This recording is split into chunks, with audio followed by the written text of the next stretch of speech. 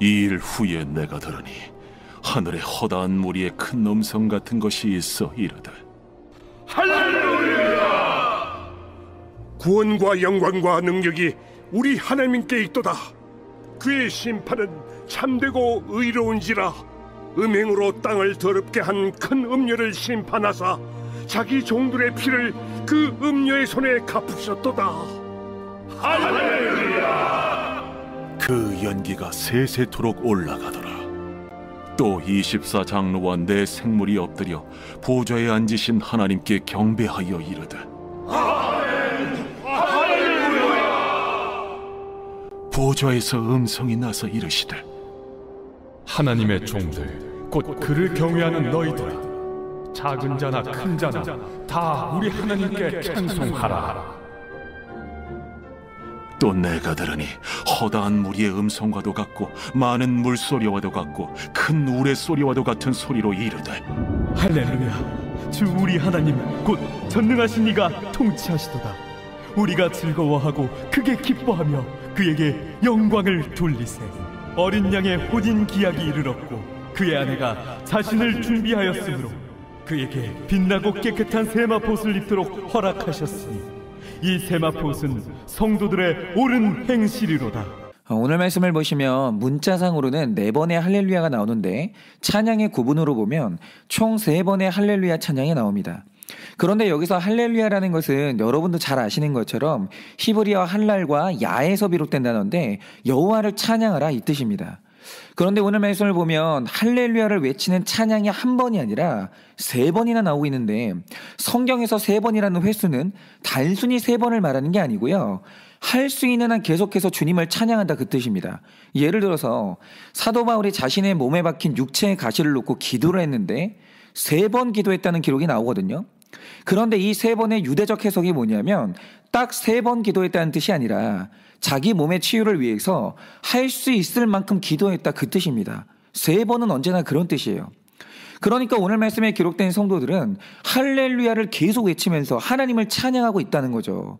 그러면 여러분, 누군가가 할렐루야를 끝도 없이 외칠 때 그의 감정 상태가 어떻겠습니까?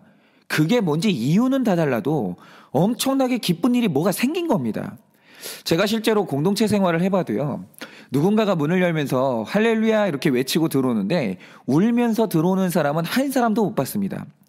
우리가 하나님을 찬양할 때는 뭔가 큰 은혜를 받았기 때문에 환한 얼굴로 등장을 하는 거죠. 기분 자체가 좋은 거예요. 그런데 제가 여기서 여쭤보고 싶은 건 이겁니다. 여러분은 어떤 일이 생겼을 때 할렐루야 하십니까? 제가 왜 이 말씀을 드리냐면요, 우리가 보통 할렐루야를 외칠 때는 시험에 합격하거나 승진하거나 돈을 벌었을 때 할렐루야 하지 않습니까? 그리고 이게 절대로 잘못된 게 아닙니다.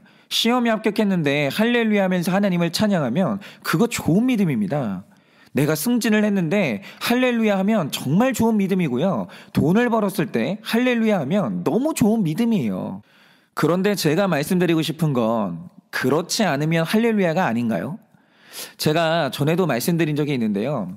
제가 신학생 시절에 저는 이제 설교에 대한 목마름이 너무 깊어서 누가 저한테 설교를 가르쳐 준다고 하면 그게 어디든지 간에 이제 쫓아가던 시절이 있었습니다. 그런데 한 번은 서울의 어떤 교회에서 제가 너무 존경하는 명설교자들을 모셔놓고 위대한 설교자 컨퍼런스를 했거든요. 그런데 또 제가 한 열심히 하는 사람이기 때문에 그런 기회를 놓치지 않습니다. 그래서 광고가 뜨자마자 신청하고 그곳에 참석을 했는데 저는요, 정말 그날 천국에 온 것처럼 행복했습니다. 절대 한 자리에서 만나볼 수 없는 명설교자들이 다 모여서 강의를 하시는데 말씀이 얼마나 좋은지 그 시간이 가는 게 아까울 정도로 정말 많이 배웠거든요.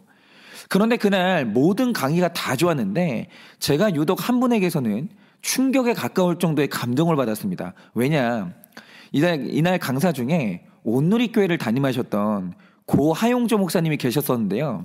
그때 하용조 목사님의 몸 상태가 어땠냐면 몸이 완전히 망가져서 하루에 그 혈액투석을 3번인가 4번 하시던 때고요. 수술을 몇 번이나 받으셨을 때입니다. 그래서 그런지 하용조 목사님이 강단에 올라오셨는데 누가 봐도 얼굴이 창백한 게 병색이 얼굴에 가득하신 거예요.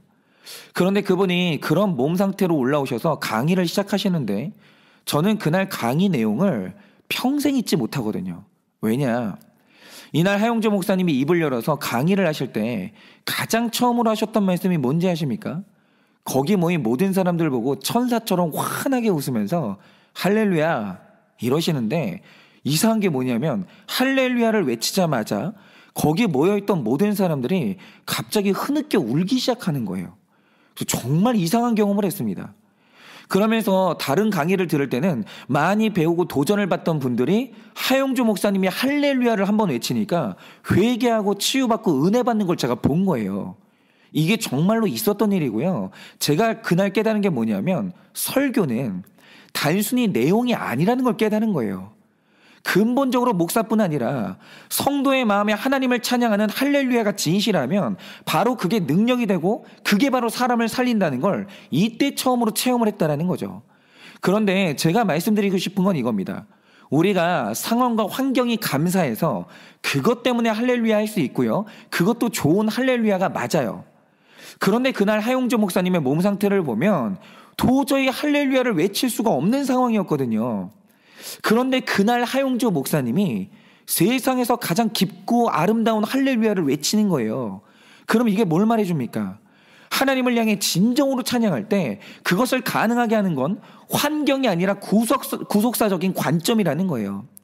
나에게 일어나는 모든 사건과 환경을 바라볼 때 구속사적인 관점이 열리면 환경과 아예 상관없이 할렐루야가 깊고 아름답게 나올 수 있다는 거죠. 그리고 오늘 말씀을 보면 우리가 언제 할렐루야를 외쳐야 되는지 이 중요한 관점을 말해주는데요. 오늘 우리가 그것을 좀 묵상하고자 합니다. 그래서 이제 그것을 두 가지를 좀 보려고 하는데, 먼저 1절을 보시면 하늘의 허다한 무리가 큰 음성으로 할렐루야를 외칩니다. 그런데 여러분, 이들이 왜 할렐루야 합니까? 하나님께 구원의 영광과 큰 능력이 나타났다라는 거죠. 그런데 나타났다는 구원의 방식이 뭔지를 보면 참 놀라운 내용이 기록되어 있는데요. 2절 말씀을 보시면 음행으로 이 땅을 더럽게 한 큰 음녀가 심판받았어요. 그게 구원이에요. 우리 안에 있는 큰 음녀가 심판을 받는 게 구원이라는 거죠. 그런데 말씀을 자세히 보시면 이 음녀가 그냥 심판받은 게 아닙니다. 그러면 음녀를 심판했던 방법이 뭔가? 하나님이 자기 종들의 피 흘림을 통해서 음녀를 심판하셨다라는 겁니다. 그러면 여러분, 주의 종들이 흘린 피로 내 안에 음녀가 심판을 받는다는 말의 뜻이 뭡니까? 이걸 해석하는 게 너무 중요하거든요. 제가 요즘에 이걸 체험하고 있는데요. 저의 최근 경험을 좀 말씀드려 볼게요. 제가 요즘 우리 성도님들과 이제 훈련을 하고 있는데요. 정말 우리 성도님들이 너무 회개를 잘 하시는 거예요. 그런데 한 번은 어떤 일이 있었냐? 저희 교회에 열심이라면 누구도 당하지 못하는 성도님이 계시는데, 왜 이분이 이제 열심이냐면 이분은 과거에 죽을 수밖에 없는 고난 가운데서 하나님을 만난 덕분에 살아난 분이에요. 그러면 어떤 일이 생기겠습니까? 예를 들어서 여러분이 어떤 화장품을 썼는데 그 화장품이 너무 좋은 거예요.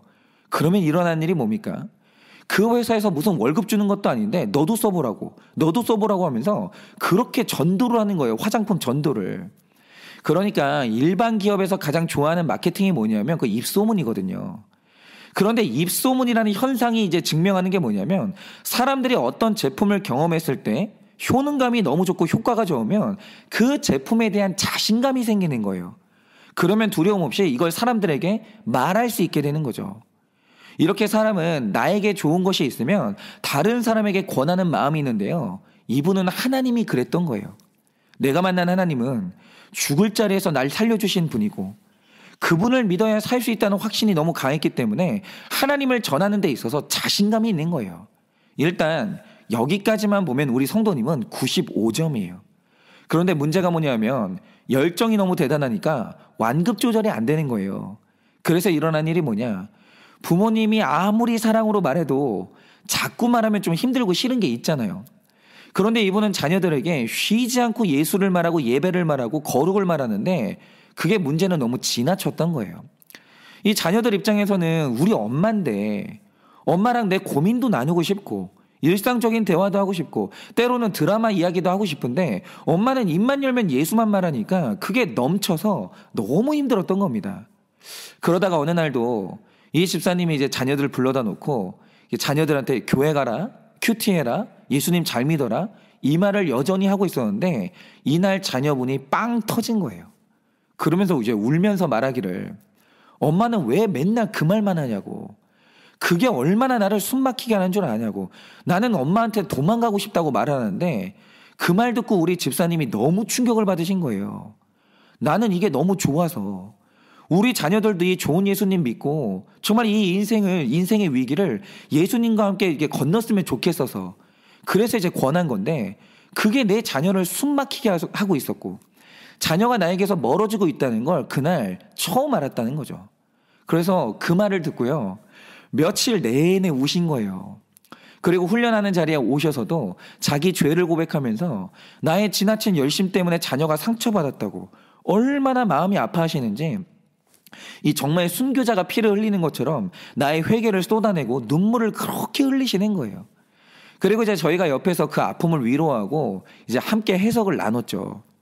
그리고 나서 훈련이 끝나고 딱 집에 왔는데 이상하게 그 집사님의 사연이 머리를 떠나지 않고 계속 생각이 나는 거예요. 그러다가 갑자기 어떤 일이 일어났냐면, 갑자기 그 집사님과 똑같은 제 죄가 보이는 거예요. 그게 뭐냐, 저와 지금 훈련을 하시는 분들이 너무 좋은 분들이라 이 변화가 많이 일어나고 있는데, 유독 한 분의 삶에 너무 드라마틱한 이 변화들이 자꾸 일어나는 거예요. 그런데 제가 이걸 보다 보니까 욕심이 나는 겁니다. 나에게 주어진 시간은 10주로 제한되어 있는데 변화는 일어나고 있고 이 기회를 놓치면 안 되는 거 아닐까? 이런 저의 열심이 올라오면서 그분에게 계속되는 적용 숙제를 내드렸거든요. 집사님 이것도 하시고요, 이것도 하시고요, 이것도 하시고요. 계속 적용 숙제를 내드렸어요. 그래서 제가 이제 그날 그분과 나눴던 카톡 대화 내용을 다시 보면서 내가 어떤 적용 숙제를 내드렸는지 쭉 한번 봤거든요. 근데 세상에 너무 힘든 숙제를요, 너무 많이 내드린 거예요. 그리고 문자 내용을 보면요, 그분이 저에게 하소연을 하시는 거예요. 목사님 힘들어요, 이건 너무 어려워요, 이런 말씀을 계속 하시는데 다시 보니까 이분은 이미 넘치도록 적용을 했거든요. 너무 잘했어요. 그런데 어느 날부터 제가 제 욕심의 선을 넘어서는 제 욕심으로 이분께 적용 숙제를 계속 내고 있는 거예요. 어느 선부터는 제 욕심이더라고요. 그런데 이제 와서 뒤늦게 적용 숙제 냈던 목록들을 보니까 제가 숨이 막히는 거예요. 내가 상대방이었으면 전 도망갔습니다. 숨이 막힐 정도로 계속 적용 숙제를 내는 거예요. 그러면서 이걸 보는데 그분께 얼마나 죄송한지, 변화가 일어나니까 나는 혼자 신나서 숙제를 내드렸는데 이게 그분한테 얼마나 버거웠을지, 그런데도 도망가지 않고 이 숙제를 다 했다는 게 너무 미안해가지고 그게 깨달아지는 거예요. 그러니까 앞서서 이 죄를 고백했던 집사님의 모습이 남의 모습이 아니고요, 그게 제 모습이었던 거예요. 그리고 그 자녀분이 울면서 엄마한테 그랬잖아요. 엄마 때문에 숨 막혀 죽겠다고. 그런데 사실은 그게요, 제가 들어야 되는 말이었던 거예요. 제가 사람을 숨 막히게 하는 거예요. 그날 진짜 눈물 흘리면서 사과하고 회개해야 될 사람은 그 저였던 겁니다. 그런데 제가 그걸 깨닫지를 못하니까 우리 집사님이 저 대신 수고하면서 자기 이제 사연으로 저를 깨닫게 해주신 거예요. 그래서 제가 그걸 이제 깨달은 순간 그 적용 숙제 내드린 집사님께 연락을 드린 다음에, 제가 그동안 적용 숙제 내드린 게 과잉이었다고. 이미 집사님은 넘치게 적용 숙제를 했는데 제가 제 욕심으로 집사님을 너무 힘들게 한 것 같다고, 제가 지금부터는 잠시 적용 숙제를 좀 끊겠다고 이렇게 말씀을 드렸습니다. 그러니까 여러분 보세요. 지금 회개를 가르친다는 목사 안에도, 이게 제가 지금 가르치는 게 회개거든요. 그런데 제 안에도 음행으로 회개가 안 되고 음행으로 훈련 시간을 더럽게 하는 큰 음녀가 제 안에 있는 거예요. 그런데 이번 주에 제 안에 있는 음녀가 심판을 받았거든요. 그런데 여러분, 이걸 제가 큐티하고 제가 말씀 보면서 제가 깨달았습니까? 아니요. 우리가 100% 죄인이기 때문에 내가 아무리 발버둥을 쳐도 혼자 큐티에서는 내 자신은 못 깨닫는 게 있는 거예요. 그런데 저 혼자서는 안 되니까 하나님이 쓰신 방법이 뭐냐, 주의 종된 집사님 한 분의 이 피 흘리는 죄 고백을 듣게 하셔서 그걸로 제 안에 있는 음녀를 심판하신 거예요. 여러분, 만약 제가 그날 그분의 피 흘리는 죄 고백을 듣지 못했다면 저는 훈련이 끝나는 날까지 제가 뭘 잘못하는지도 모르고 그 소중한 집사님을 제가 학대했을 겁니다. 그런데 하나님은 제 옆에 피 흘리는 자기의 죄 고백으로 제 음녀를 보게 하는 집사님을 보내주신 거예요. 바로 그분이 주의 종이에요. 그래서 제 안에는 그분 덕분에 제 안에 있는 이 음녀 하나가 심판받을 수 있었던 겁니다. 그러니까 우리의 첫 번째 할렐루야가 뭐냐? 내 안에 있는 음녀의 심판을 위해서 피 흘리는 죄 고백으로 내 죄를 보게 해주는 공동체가 있다는 게 가장 아름다운 할렐루야예요. 그런데 여기서 중요한 것은 2절에 나오는 이 주의 종은 자기는 안 죽고 상대를 찌른 게 아니라는 거예요. 이 종이 위대하고 영향력이 있는 이유가 뭐냐면 자기 죄를 고백하는 자기 희생으로 제 죄를 보게 해주신 거예요. 여러분에게는 내 앞에서 자기 죄를 고백하면서 희생의 피를 흘리는 그런 아름다운 지체가 있습니까? 나의 죄를 깨닫게 해주기 위해서 자기 죄를 고백하는 그 주의 종이 있냐라는 거죠. 그리고 주의 종들의 나눔이 남의 나눔으로 들리는 게 아니라 나를 위한 나눔으로 들리는, 내 말씀으로 들리는 그 영성이 여러분들에게는 있으십니까? 만약 이 두 가지가 있다면 여러분은 자신 있게 할렐루야를 외치시면 됩니다. 왜냐하면 바로 그 자리에서 여러분의 큰 음료가 심판을 받거든요. 할렐루야를 외치시면 좋겠습니다. 그리고 이제 오늘은 본문에서 여기까지만 할 수 있을 것 같은데요. 말씀에 나오는 두 번째 할렐루야가 뭐냐? 5절에서 내 생물이 말하길 하나님의 종들, 곧 그를 경외하는 너희들아 하나님께 찬송하라고 하거든요. 그런데 여기서 정말 중요한 기록이 뭐냐면 하나님께 부름받는 주의 종은 큰 자만 부름받는 게 아니라 작은 자나 큰 자나 차별 없이 부름을 받는다라는 거예요. 그러면 여기서 작은 자나 큰 자가 차별 없이 주의 종으로 할렐루야 한다는 게 뭘 의미하는가? 여기에는 아주 중요한 의미가 있는데요. 제가 이제 한번 훈련에 들어가면 길어질 때는 오후 4시부터 시작해서 저녁 11시에도 끝날 때가 있거든요. 이거는 이제 참석한 사람이 몇 명이냐에 따라서 달라지기도 하는데 하여튼 저는 언제나 그런 건 아니지만 훈련이 이렇게 길어질 때가 있습니다. 그러니 여러분, 훈련을 이렇게까지 하면 안 힘들겠습니까? 당연히 힘들죠. 그런데 중요한 게 뭐냐면 저는 이 훈련이 힘든데 훈련이 너무 재미있어요. 왜냐? 제가 훈련을 하면서 성도님들의 죄 고백을 듣다 보면 진짜 소름 끼칠 때가 있는데요. 제가 자주 말씀드리지만 사람은요, 다른 사람의 얼굴은 다 볼 수 있는데 자기가 자기 얼굴을 못 봐요. 그래서 죽었다 깨어나도 내가 알 수 없는 내 모습이 있거든요. 그런데 저는 이제까지 이게 절대 법칙인 줄 알았습니다. 그런데 훈련을 하다 보면 어떤 체험을 하게 되는지 아십니까? 한 번은 어떤 분의 죄 고백을 듣는데 이 죄 고백의 내용이 어떤 느낌이냐면 여러분 혹시 유체 이탈이란 말 아십니까? 이게 실제로 일어나는 일인지는 모르겠는데요. 고린도후서 12장을 보면 바울의 영이 자기 몸 밖을 빠져나왔다는 기록이 있어요. 그러니까 영과 육체가 분리가 된 거죠. 이게 이제 유체 이탈의 개념인데요. 그런데 만약 유체 이탈이 만약에 가능하다면 일어나는 일이 뭐겠습니까? 그때는 내가 나와 마주보면서 내가 나를 객관적으로 관찰하는 일이 가능해지는 거예요. 만약에 그런 일이 일어난다면. 그런데 문제가 뭐냐면 실제로 그런 일은 일어나지 않거든요. 그래서 대부분의 사람들은 자기를 객관적으로 보지 못하는데 어떤 분들의 나눔을 간혹 들어보면 마치 유체 이탈을 해서 자기를 객관적으로 보는 사람처럼 혹은 제3자에게 나에 대한 정보를 얻은 것처럼 자기 죄를 너무 투명하고 정확하게 보는 분들이 나타나요. 그거 너무 신기해요. 그럴 수가 없는데 그렇게 하는 거예요. 그런데 이런 회개는요, 사람을 살리는 능력이 있거든요. 여러분, 이런 회개는요, 무조건 그 사람 살립니다. 죄를 이렇게 보면 그 사람이 바로 살아있는 자가 되는 거예요. 여러분도 경험하셨겠지만 이렇게 깊게 객관적으로 제대로 회개를 한 사람은요, 얼굴이 환해지고 생기가 돌아오는 거예요. 그런데 중요한 게 뭐냐면 자기 죄를 보는 지식은 큰 자나 많이 배운 자나 인생 오래 산 사람에게만 나타나는 게 아니라 작은 자나 큰 자나 할 것 없이 하나님이 성령으로 조명하시면 누구나 다 가능해지는 거예요. 누구나 다. 목사만 죄를 이렇게 보는 게 아니라 청년도 죄 보는 게 가능하고 뭐 아이들도 이렇게 죄 보는 게 가능하고 그러니까 누구든지 이렇게 죄를 보는 게 가능해지는 거예요. 그래서 제가 최근에 어른들에게서 유체 이탈형 죄 고백을 듣기도 했지만 20대 청년에게도 이 죄 고백을 들은 적이 있어요.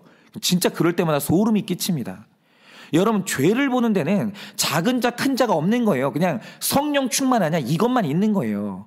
그런데 여기서 중요한 게 뭐냐, 그가 큰 자든 작은 자든 어른이든지 청년이든지 죄를 보고 회개하는 사람이 살아있는 사람인데 이게 왜 중요한지 아십니까?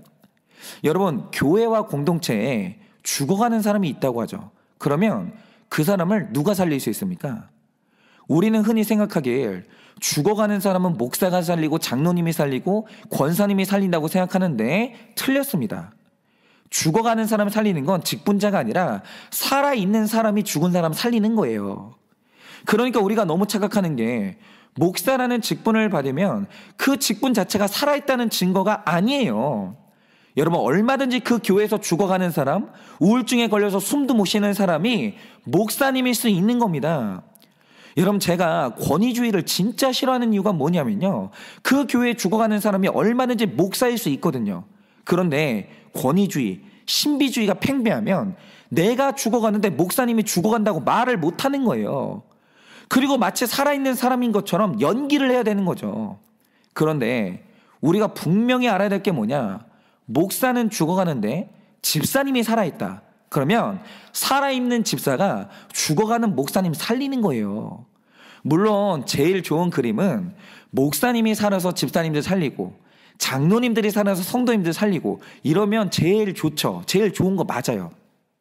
그런데 여기는 천국이 아니에요. 여기는 문제 많고 한계가 있는 지상교회이기 때문에 안 그럴 수 있어요.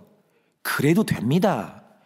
그러면 누가 됐든지 간에 살아있는 사람이 죽어가는 사람 살리면 되는 거예요. 그런데 이런 구조가 되려면 사명형인 교회로 가야지 권위주의적인 교회로 가면 이렇게 죽었다 깨나도 이렇게는 안 됩니다. 그런데 죽어가는 목사님을 보면서 무시하고 비난하고 죽어가는 장로님을 보면서 아유, 장로가 왜 저래? 아유, 장로가 어떻게 저렇게 능력이 없어? 이러면서 시험 들고 그러면 그 자체가 뭘 말하는지 아십니까? 그 사람도 살아있는 사람은 아니라는 거예요. 여러분, 살아있는 사람의 능력이 뭐냐? 앞서 말씀드린 대로 내 피 흘려서라도 살려내는 게 산 사람의 능력이에요. 산 사람은 살려내는 사람이에요. 여러분, 저도 마찬가지입니다. 제가 한일교회 담임 목사입니다. 이유가 뭔지는 몰라도 제가 그 직분 받았습니다. 그런데 제가 우리 교회에서 제일 똑똑한지 아십니까? 제가 우리 교회에서 큐티를 제일 잘하는지 아십니까? 제가 우리 교회에서 제일 생명력 넘치는 사람이 아닙니다.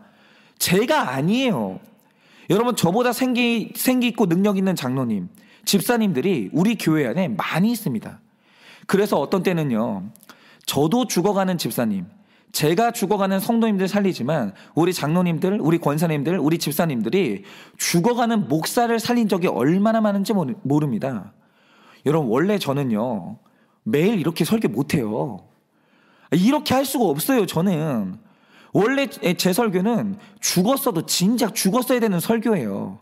그런데 이 설교 살리신 분들이 우리 교회 장로님들이고 권사님들이고 집사님들이고 성도님이고 청년들이에요. 그분들이 저 살린 적이 얼마나 많은지 모릅니다.